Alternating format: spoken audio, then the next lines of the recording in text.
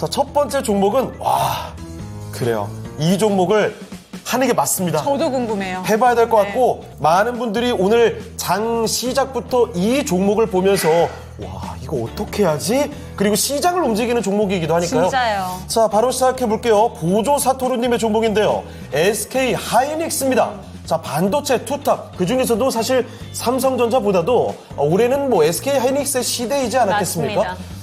매수 가격이 고조 사토루님께서는요, 21만 원, 15%입니다. 저번에 개파락했을 때 들어갔는데 계속 하락하네요. 신고가 계속 갱신한다고 해서 들어갔더니 답답합니다. 정말 하셨는데요. 오늘 보시죠. 엔비디아가 급락을 하니까 이 SK 하이닉스도 직격을 받을 수밖에 없습니다. 실적 잘 나왔잖아요. 그럼에도 불구하고 이렇습니다. 오늘 장중에는요, 네. 거의 9%를 뺐습니다.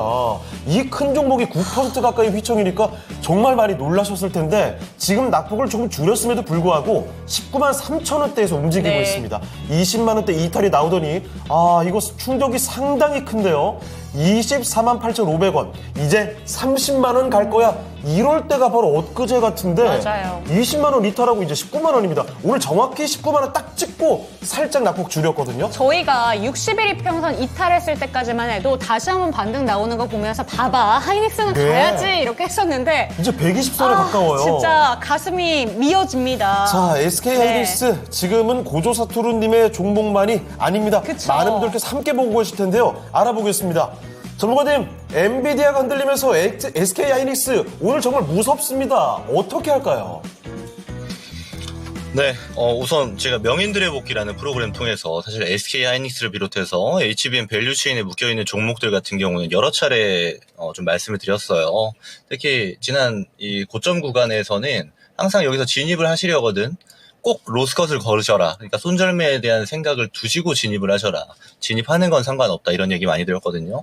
근데 이런 뷰 같은 경우는 지금 잘 나가고 있는 종목들에서는 계속 가져가야 됩니다. 시장이 지금 조정기가 꽤나 길어지고 있는데 이런 조정기는 사실 우리가 증시에서 투자자로서 있다 보면 정말 자주 나오는 조정이에요. 그러니까 특별한 이유를 붙이는 게 대부분 이제 결과론적인 이유를 붙이기 마련입니다. 그렇다라는 거는 주식시장에서 어떤 순리 중에 하나라고 우리가 봐야 되는 것이고 그 순리를 인정하고 우리가 봐야지 적당한 조정이 나왔구나 사야겠다. 여기서 더 빠져? 그럼 너무 싼데? 이런 뷰가 가능한 거거든요. 오늘 제가 시장에 대해서만 간단하게 말씀을 드리면 이제 구글 실적이 나왔습니다. 구글 실적이 나왔는데 대체적으로 양호했어요. 근데 유튜브 수익이 좀 적게 지켰습니다. 그렇다 보니까 빅테크가 전반적으로 실적 압박을 받으면서 빅테크가 오늘 다 내려왔단 말이에요.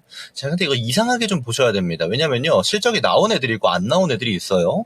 근데 나온 애들이 좀 안 좋다고 해서 다른 종목이랑 뭐 그렇게 연관성이 깊느냐? 그것도 아닙니다. 그렇다 보니까 지금은 시장 전반적인 조정기다라고 보는 게 보다 합리적인 것이지 이거를 연관성 지어서 바라보게 되면은 오히려 주식시장이 굉장히 왜곡되어져 있는 것처럼 보일 수밖에 없는 것이거든요.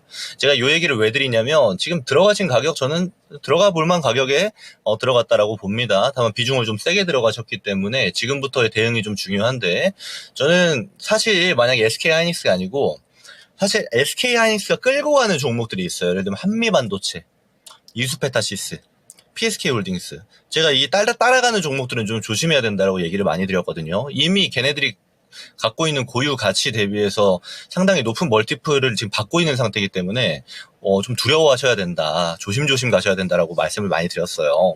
근데 SK 하이닉스는 입장이 좀 다릅니다. 본체예요. 그 말은 즉슨 어떻게 우리가 판단을 해야 되냐면 지금의 조정기가 끝나고 다시 한번 시장의 반등기라든지 또는 횡보기가 찾아왔을 때 우선적으로 주가를 회복할 가능성이 가장 높은 건 SK 하이닉스가 되는 겁니다. 그리고 SK 하이닉스가 회복하는 걸 보고 이제 후발주자들이 따라가는 거예요. 중요한 점은 후발주자들 같은 경우는 못 따라가는 상태로 나와요. 제가 예시를 보여드리면 여기 예를 들어 같이 쭉 가던 PSK 홀딩스 같은 종목 볼게요. 자, 밑에 있는 게 PSK 홀딩스입니다. 차트가 다르죠? 자, 여기 올라갈 때까지는 굉장히 유사하게 갔습니다. 근데 고점 횡보를 할 때만 하더라도 혼자서 이탈하고 나가 떨어집니다. 자, 여기서 추가로 봐야 되는 게 여기서 리노공업 같은 애 볼게요.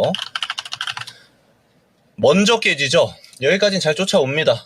잘 쫓아와요. 올라가는 구간 비싸게 갑니다. 근데 이후에 먼저 이탈을 했어요. 무슨 말이냐면 점점 고평가를 받으면 받을수록 따라가는 종목들의 숫자가 떨어지게 될 겁니다. 그러면 우리가 이걸 기민하게 대응하기 위해서는 당연히 본체를 봐야 되는 거고, 우선적인 반등 순서가 SK 하이닉스가 나올 가능성이 상당히 높다라고 우선 말씀을 드리고요. 지금부터 대응 방법 말씀드릴 건데, 사실 대응 방법 굉장히 간단합니다. 저는 지금 오늘 저점 만든 구간 있잖아요. 이게 19만 원 언더 정도가 됩니다. 18만 8천 원 정도가 되는데 이 밑에서는 추가 매수 담아볼 만합니다. 무슨 말이냐? 지금 평단을 유지해서 홀딩해서 들고 가는 것보다 SK 하이닉스는 다음 차시 반등 가능성이 제일 높은 종목이에요.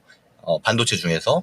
그렇다라는 관점으로 이 오늘 저가 형성된 구간부터 좀 비중을 담는다라는 관점으로 보시는 게 좋을 것 같아요. 그래서 총 비중을 한 30% 맞추셔가지고 다음 반등 시기에 수익 실현하는 전략으로 SK 보시는 게 좋습니다.